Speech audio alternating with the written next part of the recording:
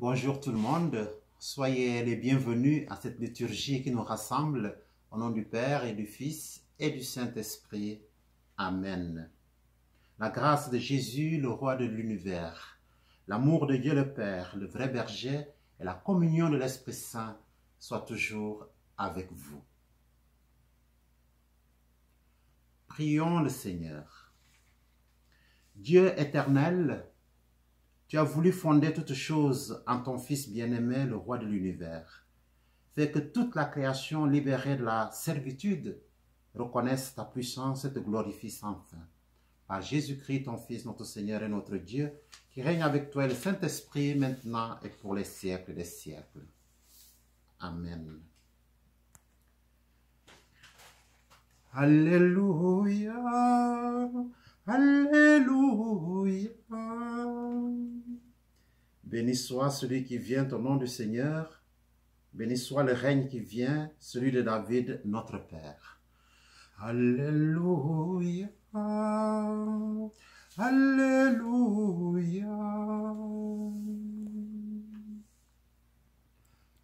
Le Seigneur soit avec vous et avec votre esprit. Évangile de Jésus-Christ selon saint Matthieu. Gloire à toi, Seigneur. En ce temps-là, Jésus disait à ses disciples, « Quand le Fils de l'homme viendra dans sa gloire et tous les anges avec lui, alors il siégera sur son trône de gloire. Toutes les nations seront rassemblées devant lui. Il séparera les hommes les uns des autres, comme le berger sépare les brebis des boucs. Il placera les brebis à sa droite et les boucs à sa gauche. Alors le roi dira à ceux qui seront à sa droite, « Venez, les bénis de mon Père, recevez en héritage le royaume préparé pour vous depuis la fondation du monde. Car j'avais faim, et vous m'avez donné à manger. J'avais soif, et vous m'avez donné à boire. J'étais un étranger, vous m'avez accueilli. J'étais nu, et vous m'avez habillé. J'étais malade, et vous m'avez visité. J'étais en prison, et vous êtes venus jusqu'à moi. » Alors les justes lui répondront, « Seigneur, quand est-ce que nous t'avons vu? Tu avais donc faim, et nous t'avons nourri. Tu avais soif, et nous t'avons donné à boire. Tu étais un étranger, nous t'avons accueilli. Tu étais nu, et nous t'avons habillé. Tu étais malade ou en prison. Quand sommes-nous venus jusqu'à toi? » Et le roi leur répondra, « Amen, je vous le dis.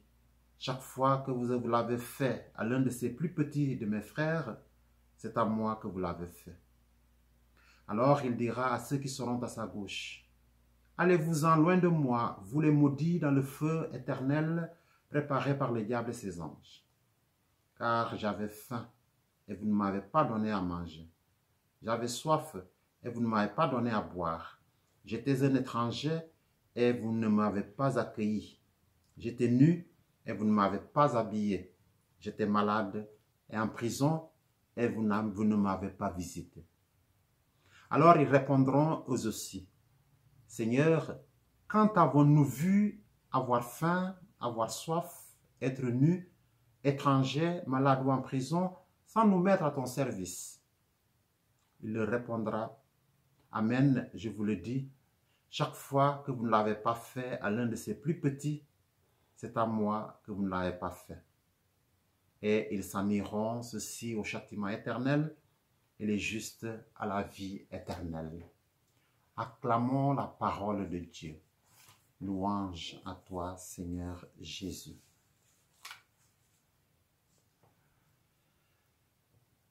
En ce dernier dimanche de l'année liturgique, chers frères et sœurs à la foi, nous célébrons la solennité du Christ roi de l'univers.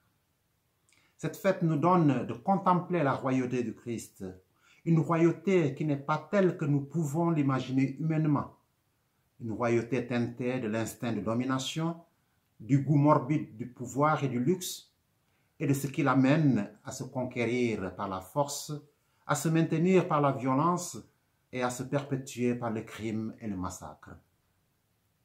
Nous sommes témoins que nos institutions humaines ne sont pas toujours dans la logique de servir le peuple, mais dans celle de se servir du peuple, comme le dit le psalmiste, de certains gouvernants, dans le psaume 14, « Quand ils mangent leur pain, c'est mon peuple qu'ils mangent. » Avec ce beau tableau, excusez-moi, avec ce tableau, nous sommes véritablement loin de la royauté du Christ.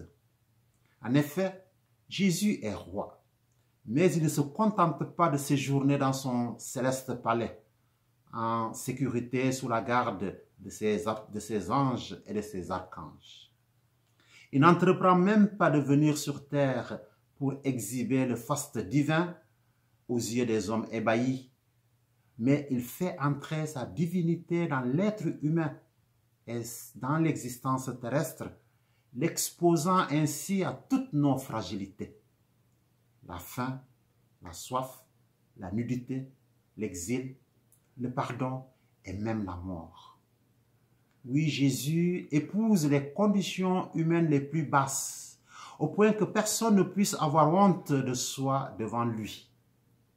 Et c'est cela qui lui confère le charisme du roi pasteur que lui reconnaît prophétiquement Ézéchiel dans la première lecture d'aujourd'hui. Il nous dit, « Maintenant, j'irai moi-même à la recherche de mes brebis perdues et je veillerai sur elles. C'est moi qui ferai paître mon troupeau, c'est moi qui le ferai reposer, déclare le Seigneur. » Cela fait du Christ non un jouisseur de palais, mais un roi serviteur de son peuple. Or, c'est un service qu'il rend, non avec des calculs d'intérêt, mais dans le don total de lui-même. Et toute la noblesse de sa figure royale réside dans le fait de servir les siens jusqu'à mourir. Mais cette mort ne l'anéantit pas. Au contraire, Jésus-Christ passe par elle pour triompher d'elle, en sorte que la deuxième lecture de ce jour le présente comme le ressuscité. En effet, Saint Paul nous dit, le dernier ennemi qu'il détruira, c'est la mort.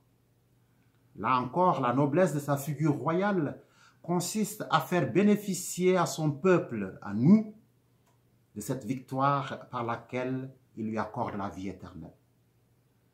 Nous entrevoyons facilement, chers frères et sœurs, tout l'intérêt que nous avons à nous trouver sous une telle royauté. Oui, nous avons une chance. Oui, nous avons une chance d'appartenir à l'Église dont la tête est le Christ. Jésus, en effet, dans sa vie terrestre, nous a fait connaître Dieu le Père, ce qu'est son royaume et comment y parvenir et en faire partie. Bien entendu, en le prenant comme exemple et modèle. Il l'a fait à partir de ce qu'il appelle sa loi nouvelle, la bonne nouvelle. Les gens sauront que vous êtes mes disciples si vous vous aimez les uns les autres. Et l'évangile d'aujourd'hui nous aide à concrétiser ce commandement nouveau, en nous rappelant ce que nous avons fait ou omis de faire. J'avais faim, vous m'avez donné à manger. J'avais soif, vous m'avez donné à boire, etc. Le calcul est simple. On croyait peut-être que le jugement porterait sur des actions d'éclat, des faits d'héroïsme et de grande sainteté. On pensait qu'on ne jugerait que les péchés les plus graves et les actions les plus mauvaises. En fait, il s'agit de gestes de tous les jours, des gestes que font les parents pour leurs enfants, des gestes des gens ordinaires, des gestes tout simples, quels qu'ils soient. Jésus nous rappelle aujourd'hui, en cette fête du Christ roi, que nous serons jugés sur l'amour et exclusivement sur l'amour, oui. Il s'agit d'un amour très simple qui consiste à donner à boire, donner à manger, accueillir, habiller, visiter, soigner. Ainsi, nos plus humbles gestes d'amour ont une valeur infinie, une valeur d'éternité. Cette liste citée par Jésus n'est d'ailleurs pas limitative ni exhaustive. Ce sont des exemples que nous pouvons prolonger dans notre vie. Faire des petites choses simples à l'endroit de nos voisins, de ceux qui sont dans le besoin. Oui, dans la paroisse, par exemple, On cherche des bénévoles pour enseigner la catéchèse. On cherche des bras pour faire marcher la paroisse. Si on s'engage, alors on est du côté du Christ. Oui, Jean Chrysostome, un père de l'Église, nous dit que c'est pas de faire de grandes choses, mais de faire des petites choses. Oui, ce qui compte, c'est de faire quelque chose, si petite soit l'action accomplie. Oui, par cette rencontre, chers frères et sœurs, le Christ, Dieu, n'aura pas à nous juger. Nous nous jugerons nous-mêmes tout au long de notre vie. Il ne fera que nous dévoiler ce qui était caché dans chacune de nos journées. Le tableau de jugement dernier n'a pas pour but de nous remplir de peur en mettant l'accent sur une condamnation à venir, mais de nous inviter à nous préoccuper du moment présent. Et c'est maintenant que commence l'éternité. C'est maintenant, chers frères et sœurs, qu'on peut donner à manger, qu'on peut rendre service, qu'on peut accueillir. C'est maintenant que nous pouvons assurer notre amitié avec Dieu. Rappelons-nous, chers frères et sœurs, la parole du Christ. Chaque fois que vous l'avez fait à l'un de ces petits qui sont mes frères, c'est à moi que vous l'avez fait. Au nom du Père et du Fils et du Saint-Esprit. Amen.